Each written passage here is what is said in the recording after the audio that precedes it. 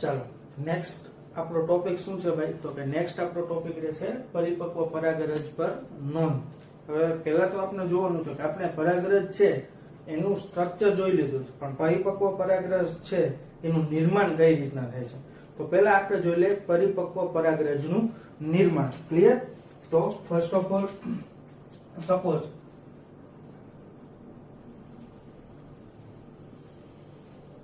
આ પરાગરજનો ભાગ છે. પરાગરજના ભાગની અંદર શું આવેલું હશે ભાઈ? તો કે કોષ રસ આવેલો છે, કોષ કેન્દ્ર આવેલું છે, અને એના કેટલા આવરણ છે ભાઈ? તો કે એના સામાન્ય રીતના બે આવરણ છે, એક્ઝાઇન અને ઇન્ટાઇન. ક્લિયર? ત્યારબાદ હવે આને આપણે નામ આપી દઈ, આ ભાગ છે એ પરાગરજ. હવે શું થશે ભાઈ? તો કે આ જે તે કઈ ભાગ છે એને આપણે શું નામ આપીએ છીએ? કોષ કેન્દ્ર. ક્લિયર? તો હવે શું થશે?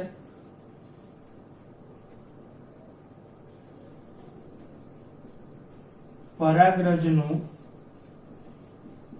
કોષ કેન્દ્ર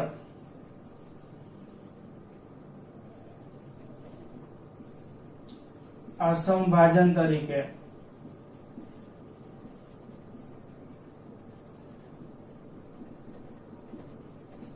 વિભાજન પામે છે અને બે કોષ કેન્દ્ર નિર્માણ પામે છે. ક્લિયર? એટલે ફક્ત કેનું વિભાજન થાય છે ભાઈ? કોષ કેન્દ્ર. વિભાજન કેનું થશે ભાઈ? તો કે ફક્ત ને ફક્ત કોષ કેન્દ્ર વિભાજન પામે છે. ફાઇનલ? તો હવે પછીની પરાગરજની સ્થિતિ કઈ ટાઈપની થશે ભાઈ? તો કે સપોઝ પરાગરજનો ભાગ છે, કેટલા કોષ કેન્દ્ર બનશે ભાઈ? તો કે એક આ ટાઈપનું એક કોષ કેન્દ્ર અને આ બીજું કોષ કેન્દ્ર. અહીંયા યાદ રાખવાનું છે, બરાબર? અસમભાજન પ્રકારે શું કીધું છે આપણે ભાઈ? અહીંયા અસમભાજન તરીકે વિભાજન થાય છે. એટલે બંનેની સાઈઝ છે એ તમારે કેવી બતાવવાની છે? એક મોટું તો એક સપોઝ કેવું હશે? નાનું. બાકીનો જે તે કઈ ભાગ છે એની અંદર શું આવેલું હશે ભાઈ? તો કે બાકીનો જે તે કઈ ભાગ છે આ વિસ્તાર એ શું હશે? તો કે એને આપણે કહી દઈ રસધાની. ક્લિયર? હવે આનું નામ નિર્દેશન આપી દઈએ. હવે ટોટલ કેટલા કોષ કેન્દ્ર થઈ જશે ભાઈ અહીંયા? તો કે ટોટલ આપણી પાસે કોષ કેન્દ્ર થશે 2. નામ આપી દઈ. આને શું નામ આપશે ભાઈ? જનન કોષ કેન્દ્ર. ક્લિયર? આને આપણે શું નામ આપવાનું છે ભાઈ? તો કે એને નામ આપવાનું છે મુખ્ય કોષ કેન્દ્ર. ક્લિયર? ફાઇનલ? ઓકે. ત્યારબાદ શું થશે ભાઈ? તો કે પહેલા તબક્કાની અંદર આપણે જોયું કે ભાઈ કોષ કેન્દ્ર વિભાજન પામે છે. બીજા તબક્કાની અંદર શું આવશે ભાઈ? તો કે કોષ કેન્દ્ર વિભાજનને અનુસરીને કોષ રસનું પણ વિભાજન થાય છે. ક્લિયર? ફર્સ્ટ પેજ ની અંદર કોષ કેન્દ્ર, ત્યારબાદ શેનું વિભાજન થશે ભાઈ? તો કે નેક્સ્ટ વન વિભાજન થશે કોષ રસનું. ખાસ યાદ રાખો. ક્લિયર? તો હવે પછીની સ્થિતિ કેવી થઈ જશે ભાઈ પરાગરજની? તો કે નેક્સ્ટ વન પરાગરજની સ્થિતિ કઈક આ ટાઈપની થઈ જશે.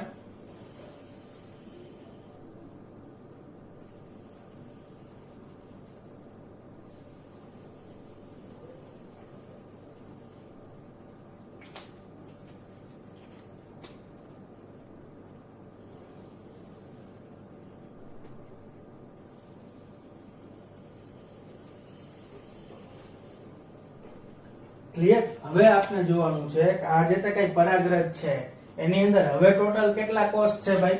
તો કે પેલો આ જે કઈ કોષનો ભાગ છે એને તમે શું નામ આપો છો ભાઈ? તો કે એને કહેશો વાનસ્પતિક કોષ. અને આ જે કઈ ભાગ છે એને તમે શું નામ આપો છો ભાઈ? તો કે એને કહેશો જનન કોષ. ક્લિયર કે નહીં? તો આ સ્થિતિમાં પરાગરજ કેવી બને છે ભાઈ? તો કે આમ પરાગરજ એ દ્વિકોષીય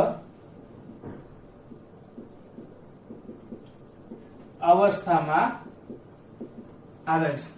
ક્લિયર?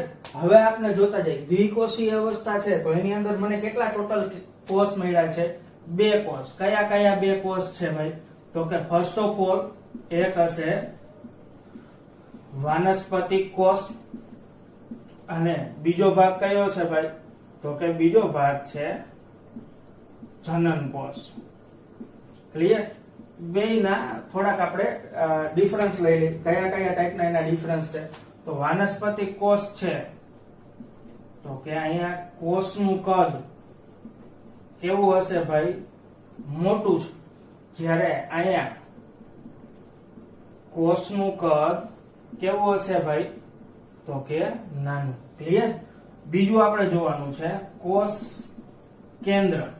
કોષ કેન્દ્ર વાનસ્પતિક કોષનું કેવું હશે ભાઈ? મોટું. જ્યારે અહીંયા કોષ કેન્દ્ર છે એ કેવું હશે ભાઈ? નાનું. ક્લિયર? ઓકે. હવે નેક્સ્ટ વન આપણે ડિફરન્સ જોવાનો છે. અહીંયા જનન કોષ છે. જનન કોષમાં શું આવેલું હશે ભાઈ? ઘટ કોષ રસ. અને તેનો આકાર કેવો હશે ભાઈ? અનિયમિત. કેવો હશે? અનિયમિત. ક્લિયર? ફાઇનલ? તો હવે જોઈ ગઈ કે ભાઈ અહીંયા કેવી અવસ્થા હશે ભાઈ? તો કે દ્વિકોષીય અવસ્થા વિશે આપણે વાત કરી. ફાઇનલ? ઓકે. નેક્સ્ટ આના પછી શું આવે ભાઈ? તો કે નેક્સ્ટ આપણે જોઈ લઈએ પરાગરજની દ્વિકોષીય અવસ્થા. આ અવસ્થાની અંદર શું હશે ભાઈ? તો કે અહીં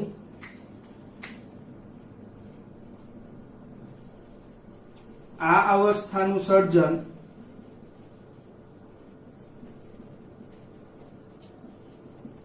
જનન કોષના કોષ કેન્દ્રનું શું થશે ભાઈ? તો કે એના કોષ કેન્દ્રનું સંભાજન પ્રકારે વિભાજન થાય છે. ક્લિયર? એટલે હવે જોવાનું છે ત્રિકોષીય અવસ્થાની અંદર શું થશે ભાઈ? તો કે જનન કોષ ત્રિકોષીય અવસ્થાની અંદર વિભાજન પામે અને 2 નવા શું બનાવશે ભાઈ? કોષ કેન્દ્ર બનાવશે. ક્લિયર? તો ફર્સ્ટ ઓફ ઓલ આપણે જોઈ લઈએ. સપોઝ આ પહેલો કોષ છે, આ બીજો કોષ, આને આપણે નામ આપીએ છીએ જનન કોષ. ફાઇનલ? હવે એનું વિભાજન થઈ ગયું. આ કોષ એઝ ઇટ ઇઝ રહેશે અને અહીંયા શું સર્જાઈ જશે ભાઈ? તો કે 2 કોષ કેન્દ્ર. એ બંને કોષ કેન્દ્રને તમે શું નામ આપશો ભાઈ? તો કે એને કહેવાય 2 નર જન્યુ. શું નામ આપશો ભાઈ તમે એને? 2 નર જન્યુ. ક્લિયર? હવે તમે યાદ કરો 2 નર જન્યુ આવ્યું એટલે તમને એક હાઇલાઇટ થવી જોઈએ, એક વસ્તુ યાદ આવી જોઈએ જે આપણે કીધું હતું કે પરાગરજ છે, કોઈ પણ પરાગરજ ઈ શું છે ભાઈ? તો કે નર જન્યુજનક અવસ્થાનું પ્રતિનિધિત્વ કરે છે. શું કરે છે ભાઈ? તો કે નર જન્યુજનક અવસ્થાનું પ્રતિનિધિત્વ. એટલે શું ભાઈ? તો કે પહેલા જ કીધું તું તમને નર જન્યુજનક એટલે નર જન્યુનું નિર્માણ કરનાર. ક્લિયર? અહીંયા શું થયું ભાઈ? નર જન્યુનું નિર્માણ. તો ખ્યાલ આવી જશે નર જન્યુજનક અવસ્થાનું પ્રતિનિધિત્વ એટલે શું? તો કે ફાઇનલી કેમાં કન્વર્ટેડ થશે ભાઈ? તો કે 2 નર જન્યુનું નિર્માણ કરશે. ક્લિયર? હવે આપણે જોવાનું છે ભાઈ, આપણે અહીંયા જોવા મળ્યું કે ભાઈ દ્વિકોષીય અવસ્થા છે. તો તમે જુઓ ને તો દ્વિકોષીય અવસ્થા 60% મોસ્ટ ઇમ્પોર્ટન્ટ છે. 60% થી વધુ આવૃત બીજધારી વનસ્પતિની અંદર કેવી અવસ્થા હશે? 60% થી વધુ.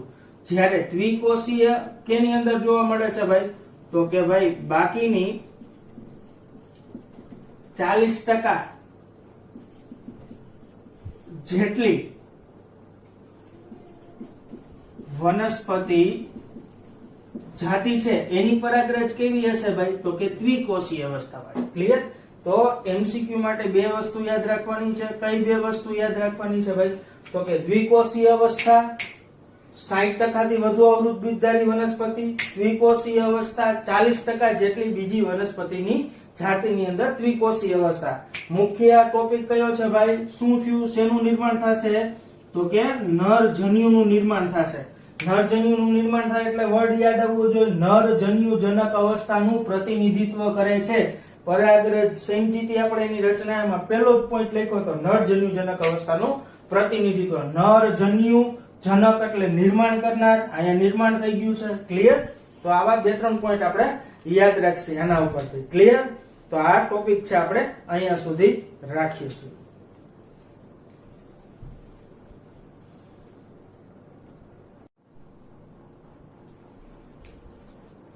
ચાલો વિદ્યાર્થી મિત્રો, આપણે શું જોવાનું છે ભાઈ? અત્યારથી તમે પહેલેથી જ લઈ અને છેલ્લે સુધી નરજન્યુનું નિર્માણ કર્યું તો ત્યાં સુધીમાં તમને ખબર હોવી જોઈએ કે કઈ રીતના કેટલી પ્રકારે સંભાજન થયું છે, કેટલી પ્રકારે અર્ધીકરણ થયું છે. સ્ટાર્ટ ક્યાંથી કરવાનું છે ભાઈ? આપણે પોલન મધર સેલ માંથી નરજન્યુનું નિર્માણ ત્યાં સુધીનો એક આપણે કમ્પ્લીટ ચાર્ટ આપવાનો છે. ક્લિયર?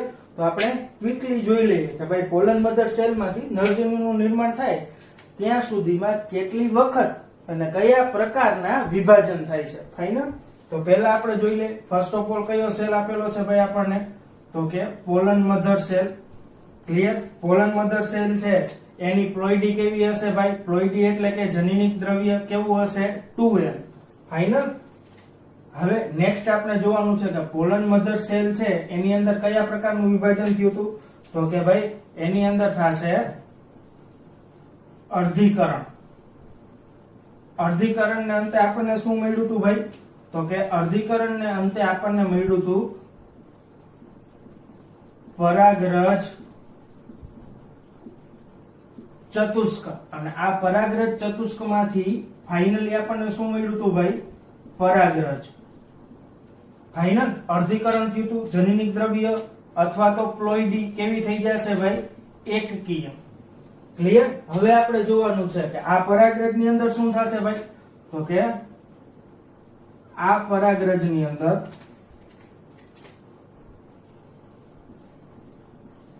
અસમભાજન તરીકે શું થશે?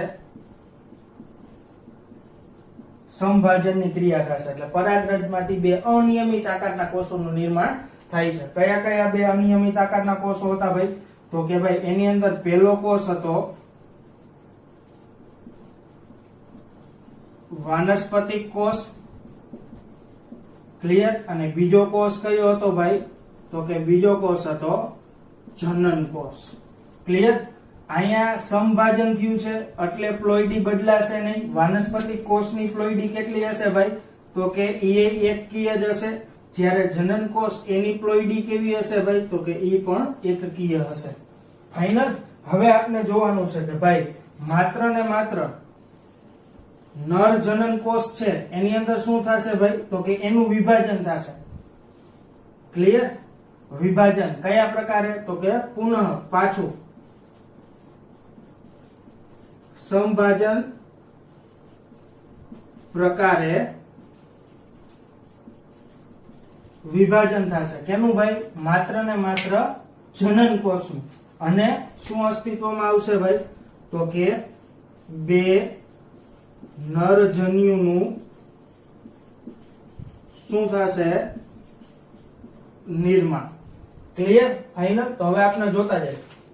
અર્ધીકરણ કેટલી વખત થશે ભાઈ? તો કે અર્ધીકરણ એક વખત. અને સંભાજનની ક્રિયા કેટલી વખત થાય છે ભાઈ? બે વખત. શું યાદ રાખવાનું છે ભાઈ? તો કે એક વાર અર્ધીકરણ અને બે વાર સંભાજનની ક્રિયા વડે વિભાજન થાય છે. ક્લિયર? તો આ વસ્તુ તમારે યાદ રાખવાની છે. ક્લિયર? નીટ ની અંદર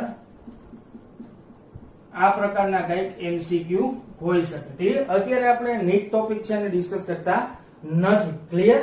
સામાન્ય રીતના જેટલું ટેક્સ્ટબુક થિયરિકલ પાર્ટ છે એની જ આપણે ડિસ્કસ કરીએ છીએ. પણ આ એક એમસીક્યુ યાદ રાખો. ક્લિયર? કે એકવાર અર્ધીકરણ અને 2 વાર સંભાજનની ક્રિયા થાય છે. ત્યાંથી pollen mother cell, pollen mother cell છે એનું અન્ય નામ શું છે ભાઈ? તો કે અન્ય નામ છે પરાગરજ માતૃકોષ. ત્યાંથી લઈ અને 2 નરજન્યુનું નિર્માણ થાય ત્યાં સુધીમાં કઈ પ્રકારે વિભાજન થાય છે? એકવાર અર્ધીકરણ અને 2 વાર સંભાજન થાય છે. ક્લિયર? તો આ ચાર્ટ ની અંદર માત્ર આપણે અત્યારે આટલું યાદ રાખીએ. ક્લિયર? આખો ચાર્ટ જોઈ લેજો. પહેલેથી છેલ્લે સુધીની થિયરીમાં તમે પહેલા અર્ધીકરણ, પછી અસંભાજન પ્રકારે સંભાજન અને પાછું સંભાજન આવું શીખ્યા છો. વચ્ચેનું ડિસ્ક્રિપ્શન ને થોડુંક સ્કીપ કરી નાખો એટલે તમને આ પ્રકારનો ચાર્ટ મળે છે. ક્લિયર? જે નરજન્યુ નિર્માણ થાય છે એની પ્લોઇડી પણ કેવી હશે ભાઈ? એકકીય. કેવી પ્લોઇડી હશે? એકકીય. યાદ રાખવાનું. બરાબર? પ્લોઇડી ના જેટલા પણ ક્વેશ્ચન આવે એ બધા યાદ રાખવાના છે. તમને ચાર્ટ યાદ હશે તો જ તમે બધાની પ્લોઇડી યાદ રાખી શકો છો. ફાઇનલ? ક્લિયર? અહીંયા સુધી રાખીએ છીએ.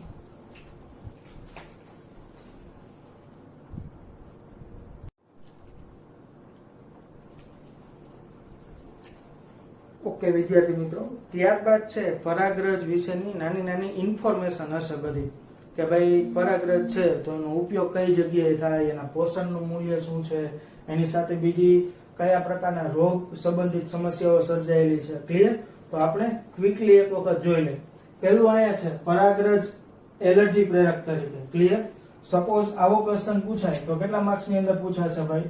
તો કે 2 માર્ક્સ ની અંદર પૂછાઈ શકે. ઘણી જાતિઓની પરાગરજ મનુષ્યની અંદર તીવ્ર એલર્જી અને શ્વાસ વાહિકાઓની તકલીફ પ્રેરે છે. એટલે કયું ભાઈ? તો કે છે અસ્થમા અને બીજું કયું છે? બ્રોન્કાઇટિસ. બંને રોગ કેવા છે ભાઈ? તો કે બંને રોગ છે એ શ્વસન સંબંધિત રોગ છે. ક્લિયર? ઉદાહરણ તરીકે આપણે જોવું હોય તો કે ભારતમાં આયાત કરતા ઘઉં સાથે અશુદ્ધિ સ્વરૂપે પ્રવેશેલ ગાજર ઘાસ એલર્જી પ્રેરે છે. ક્લિયર? તો આ આપનો એમસીક્યુ બેઝ ક્વેશ્ચન બની શકે છે. ક્લિયર? તો આટલું યાદ રાખવું કે ઘણી જાતિની પરાગરજ છે એ રોગ સર્જે. કેવા રોગ સર્જે? શ્વસન સંબંધિત. કયા? અસ્થમા અને બ્રોન્કાઇટિસ. ક્લિયર? નેક્સ્ટ વન આપણે શું જોવાનું છે ભાઈ? તો કે પરાગરજ છે એ પોષક ઘટક તરીકેનો ઉપયોગ થાય. આ થઈ શકે. કઈ રીતના ભાઈ? તો કે પરાગરજ પોષક ઘટકોથી સમૃદ્ધ હોય છે એટલે પૂરક આહાર તરીકેનો ઉપયોગ થાય છે. કઈ જગ્યાએ ભાઈ પૂરક આહાર તરીકેનો ઉપયોગ કરવામાં આવે છે ભાઈ? તો કે પશ્ચિમી દેશોની અંદર પરાગરજની ગોળીઓ અને એનો સિરપ અવેલેબલ બજારની અંદર હાજર જ છે. ક્લિયર?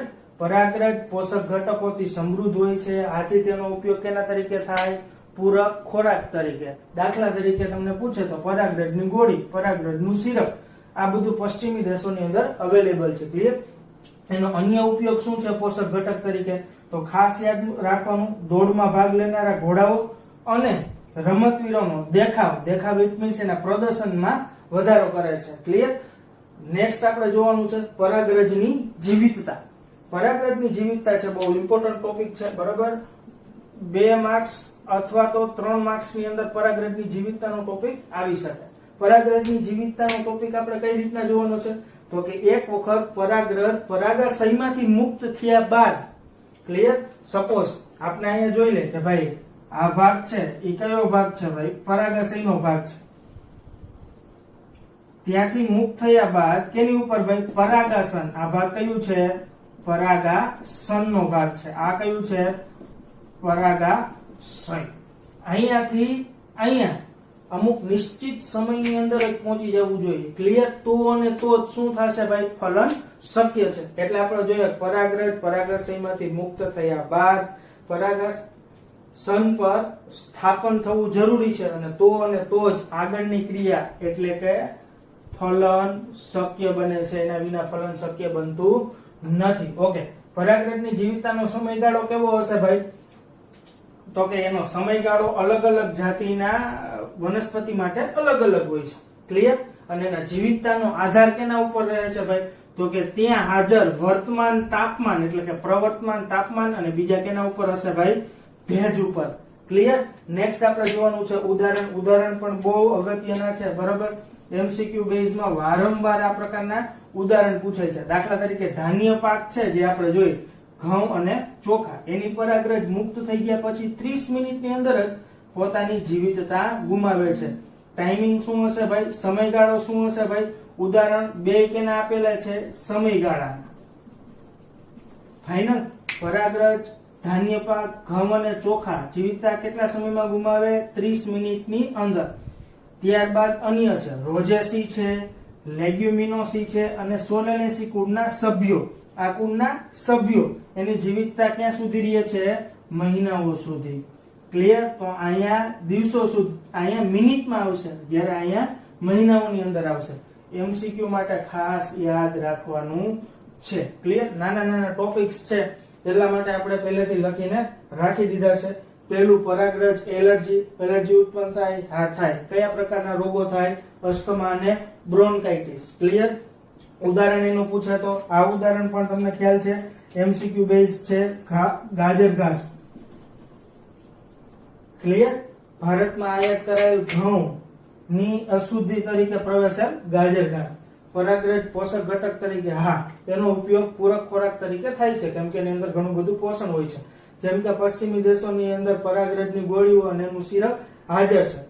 અન્ય ઉપયોગ તો કે ભાઈ રમતવીરો છે અથવા તો દોડમાં ભાગ લેનારા ઘોડાઓ છે, એના પ્રદર્શન ની અંદર શું થાય છે ભાઈ? વધારો થાય છે, એવી માન્યતા છે. જીવિતતા બહુ અગત્યનો ટોપિક છે. એક વખત પરાગાશયમાંથી પરાગરજ મુક્ત થાય ત્યારબાદ એનું સ્થાપન ક્યાં થવું જોઈએ ભાઈ? પરાગાસન પર સ્થાપન થવું જોઈએ. તો અને તો જ આગળ ફલનની ક્રિયા થાય, એ સિવાય ફલનની ક્રિયા શક્ય છે નહીં. ક્લિયર? જીવિતતાનો સમયગાળો કેના ઉપર આધાર રાખે છે ભાઈ? પ્રવર્તમાન તાપમાન અને ભેજ ઉપર આધાર રાખે છે. ઉદાહરણ ધાન્ય પાક 30 મિનિટમાં જીવિતતા ગુમાવે છે. મુક્ત થયા બાદ રોઝેસી, લેગ્યુમિનોસી અને સોલેનેસી ફેમિલી છે એના સભ્યોમાં કેટલું આવશે ભાઈ? મહિનાઓ સુધી. ક્લિયર? તો આ એક ટોપિક છે. 2-2, 3-3 માર્ક ની અંદર ક્યાંક ને ક્યાંક આવા ટૂંકનોંધ સ્વરૂપે ક્વેશ્ચન પૂછાઈ શકે છે. ક્લિયર? ઓકે.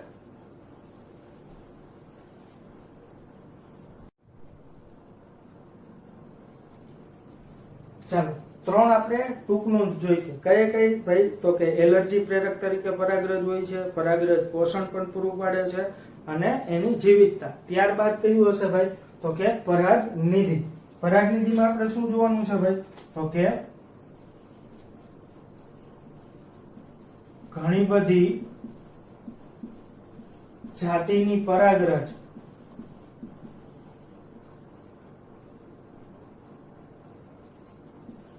નો સંગ્રહ કેની અંદર ભાઈ? પ્રવાહી નાઇટ્રોજનમાં -196 ડિગ્રી સેલ્સિયસ પર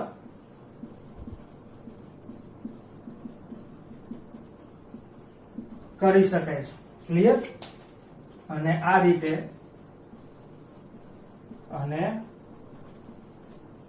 આ રીતે પરાગરજના સંગ્રહને શું કહેશો ભાઈ? તો કે એને કહેવામાં આવે છે પરાગનિધિ. સંગ્રહ ઇટ મીન્સ શું કહેશો ભાઈ તમે? એને પોલન બેંક. શું કહેશો એને? Pollen bank. ક્લિયર? આવી રીતના પોલન બેંક નું નિર્માણ થાય છે. એનો મતલબ શું થયો? પોલન બેંક એટલે શું ભાઈ? તો કે પ્રવાહી નાઇટ્રોજનમાં તમે પરાગરજને સાચવી રાખો, એને શું કહેશો? Pollen bank. ઓકે, હવે આપણે જોઈ લઈએ ભાઈ નેક્સ્ટ પોલન બેંક નો ઉપયોગ કઈ જગ્યાએ કરવામાં આવે છે ભાઈ?